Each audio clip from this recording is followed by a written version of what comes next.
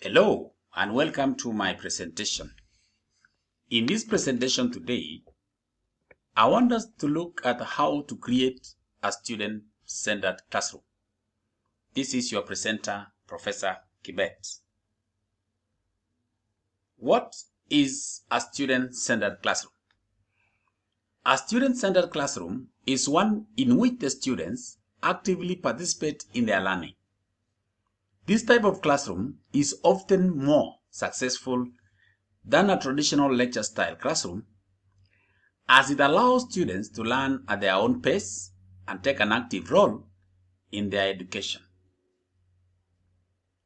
This type of classroom focuses on student interests and needs, and a teacher who acts more as a facilitator than a traditional lecturer. In a student-centered classroom, the teacher allows students to explore their interests, ask questions, and cooperate with their peers. Developing strategies for a student-centered classroom helps students take ownership of their learning, set personal goals, and reflect on their progress. In the following section, I want us to look at the strategies for developing a student-centered classroom. And this includes the following. 1.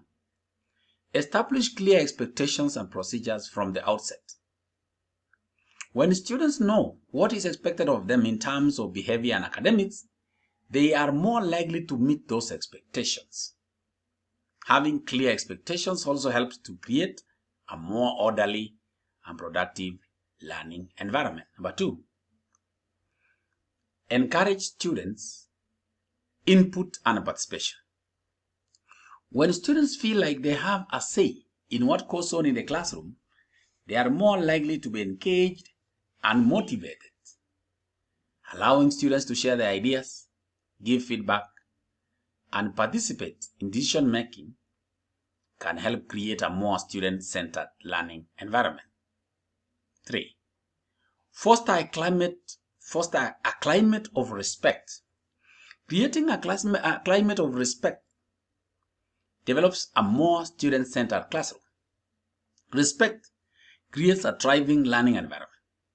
So students feel respected by their teachers, and classmates are more likely to be engaged and motivated.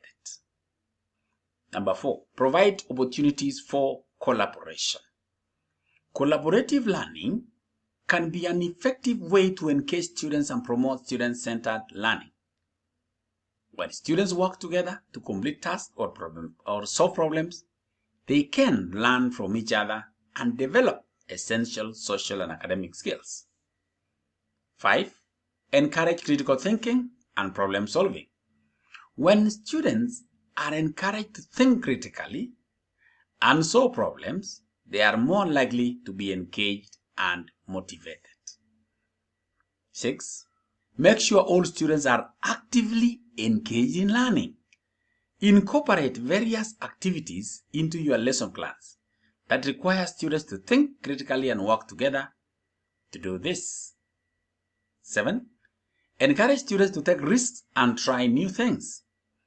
Creating an environment where students feel comfortable taking risks is essential in a student-centered classroom, and they are more likely to try new things and step outside their comfort zones. Number 8, encourage student choice and ownership of learning. In a student-centered classroom, teachers give students more choices in what they learn and how they learn it. Students can feel more ownership over their education and engage more in the material if this is used. 9, promote student self-reflection and metacognition. Reflection is an integral part of the learning process. It allows students to think about what they have learned and how they can apply it in the future. Student-centered classrooms typically encourage students to reflect on their learning regularly. 10, make sure students have a voice and choice in their learning. Allow students to have some control over what they learn and how they learn it. This could involve letting them choose their topics to research on, designing their projects, or even selecting their groups. 11. Help students set personal goals. The teacher works with students in a student-centered classroom to set personal goals. These goals may be based on the student's interests, strengths, and needs. 12. Create a positive and supportive classroom environment. The teacher establishes rules and procedures at the beginning of the year, consistently enforces them to create a positive classroom community where students feel safe, respected, and valued.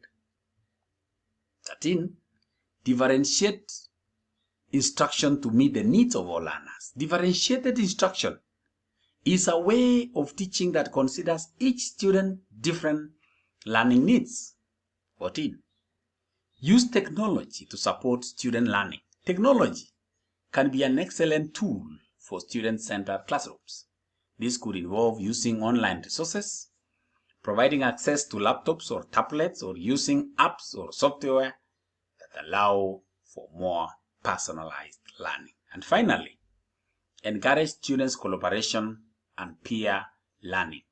In student-centered classroom, students typically work together to complete assignments and projects. So this environment can help students learn from each other and develop stronger relationships. So this comes to the end of this presentation, where we have actually taken time to see how we can create a student-centered classroom. Thank you.